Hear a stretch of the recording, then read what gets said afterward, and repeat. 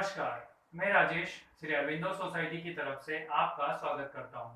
हम आपको शिक्षा में शून्य निवेश नवाचार कार्यक्रम ZII द्वारा संकलित रोचक नवाचार के बारे में बताएंगे। हम इनोवेटिव पाठशाला के अंतर्गत यूपी 2 बोर्ड की कक्षा 5 की ईवीएस विषय की पुस्तक के पाठ 10 पेड़ पौधों का भोजन में पृष्ठ बैंक नवाचार का क्रियान्वयन इस वीडियो में हम देखेंगे। सबसे पहले मैं प्रस्तुत पाठ पेड़ पौधों का भोजन के सारांश पर आपकी जानकारी आपको बताना चाहता हूँ। ये प्रस्तुत पाठ में पेड़ पौधों की भोजन से संबंधित जानकारी बताई गई है कि किस प्रकार से पौधे अपना भोजन का निर्माण करते हैं और पेड़ पौधों पे मनुष्य कितना आश्रित है। आइए हम बात करते हैं नवाचार की नवीनता के बारे में। प्रश्न बैंक जो नवाचार है, इस नवाचार से छात्रों के अधिगम स्तर में बढ़ोतरी होती है और वे स्व अध्ययन के लिए प्रति प्रेरित होते हैं।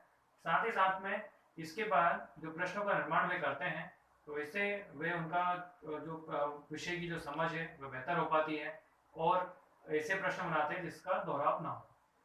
आइए हम बात करते हैं नवाचार के क्रियान्वयन के बारे में। प्रश्न बैंक जो नवाचार है, जब ये विद्यालय में क्रियान्वित किया जाता है प्रस्तुत पाठ में, तो प्रस्तुत पाठ में जैसे कि पेड़ पौधों का भोजन है, तो जो पेड़ पौधों की प्रकृति है कि वह स्वपोषी है या परपोषी है, तो उनके फोटोसिंथेसिस, पेड़ पौधे किस प्रकार से भोजन बनाते हैं, खाद्य श्रृंखला इत्यादि जानकारी को छात्र पुनः अध्ययन के माध्यम से दोहरा सकते हैं। आइए हम बात करते हैं नवाचार की क्रियान्वयन की अवधि के बारे में। तो नवाचार का जो क्रियान्वयन है मात्र 20 मिनट में इसे क्रियान्वित किया जा सकता है।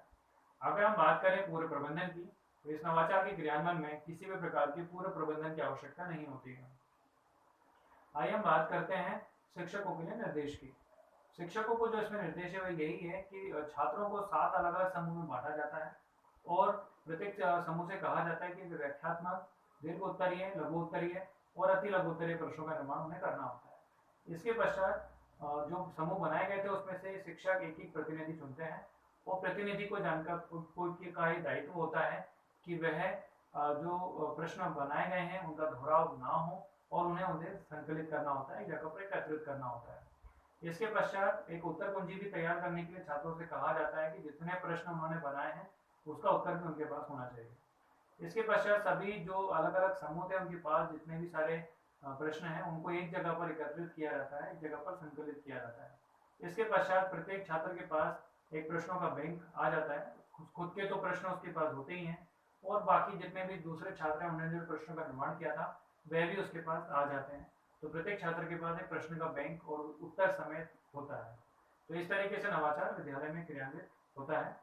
आइए हम इसे उदाहरण के साथ समझते हैं कि किस तरीके के प्रश्नों का निर्माण छात्र करते हैं। जैसे कि पहला प्रश्न है कि पौधे कितने प्रकार के होते हैं, या पौधे में पोषण के आधार पर कितने प्रकार के होते हैं, तो वह होते हैं स्वपोषी और परपोषी। फिर अगला प्रश्न बनता है कि स्वपोषी पौधे कौन से होते हैं, तो ऐसे पौधे जो कि अपने भोजन के लिए भोजन खुद बनाते हैं, तो दूसरों पर आश्रित नहीं रहते हैं, ऐसे पौधे स्वपोषी पौधे कहलाते हैं।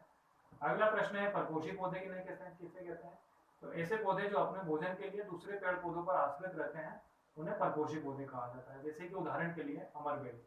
तो इस तरीके का प्रश्न का निर्माण छात्र करते हैं प्रस्तुत पाठ में से और इस तरीके से प्रश्न बैंक बनता है। आइए हम बात करते हैं नवाचार के क्रियान्वयन से प्राप्त होने वाले प्रतिफल के बारे में।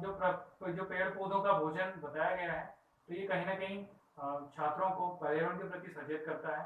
साथ ही साथ में उन्हें फोटोसिंथेसिस से प्राप्त जानकारी प्राप्त होती है कि जो ऑक्सीजन है वो किस तरीके से बढ़ती है। पेड़ पौधों का भोजन बनाने से ऑक्सीजन बढ़ती है वायुमंडल में, और इसके अतिरिक्त जो परस्पर निर्भरता है उसके बारे में पता चलता है कि हम जो हमारी द्वारा जो कार्बन डाइऑक्साइड छोड़ी जाती है उसे पेड़ पौधे ग्रहण करते हैं, वह उनके भोजन बनाने के लिए अत्यंत आवश्यक होती है और उनके फोटोसिंथेसिस से होने के बाद जो ऑक्सीजन उसमें रिलीज होती है वह मनुष्यों के लिए काम आती है। तो इस तरीके से पारस्परिक निर्भरता के बारे में पता चलता है। इसके अलावा भाषा की बारीकियों के बारे में भी वो समझ पाते हैं और उन्हें अपनी भाषा में करते हैं, मौखिक भाषा में करते हैं। इसी के साथ साथ जो अपरिचित शब्द आते हैं उनके अर्थ वे शब्दकोश से ढूंढते हैं। अगर हम बात करें विशेष आवश्यकता वाले छात्रों की, तो विशेष आवश्यकता वाले छात्रों को भी समावेशी शिक्षा में इस नवाचार की क्रियान्वयन में जोड़ा जा सकता है। विशेष आवश्यकता वाले छात्र स्वयं प्रश्नों का निर्माण तो नहीं कर सकते हैं, परंतु दूसरे जो छात्र हैं उनका सहयोग ले सकते हैं, प्रश्नों को सुन सकते हैं और उनका उत्तर भी बता सकते हैं। आइए हम बात करते हैं इसके साथ ही साथ में कि कब इसे पढ़ाया जाना चाहिए। तो इसे अक्टूबर माह में पढ़ाया जाना चाहिए इस नवाचार को की क्रियान्वयन के साथ साथ इस प्रस्तुत पाठ को, जो उत्तर प्रदेश का पाठ्यक्रम है उसके अनुसार। तो आज हमने पेड़ पौधों का जो भोजन है इसमें पृष्ठ में एक नवाचार का क्रियान्वयन समझा इस वीडियो में। इसमें इस प्रस्तुत पाठ में और भी कई सारे नवाचारों का क्रियान्वयन किया जा सकता है। हम आशा करते हैं इस नवाचार को अपने विद्यालय में कक्षा में आप अवश्य क्रियान्वित करेंगे। इस तरीके के कई और दिलचस्प नवाचार हम आपके समक्ष लाते रहेंगे। आपसे अनुरोध है आप हमारा YouTube चैनल जरूर सब्सक्राइब करें। यदि इस वीडियो को आप फेसबुक पर देख रहे हैं तो हमारा पेज ZII EI जरूर लाइक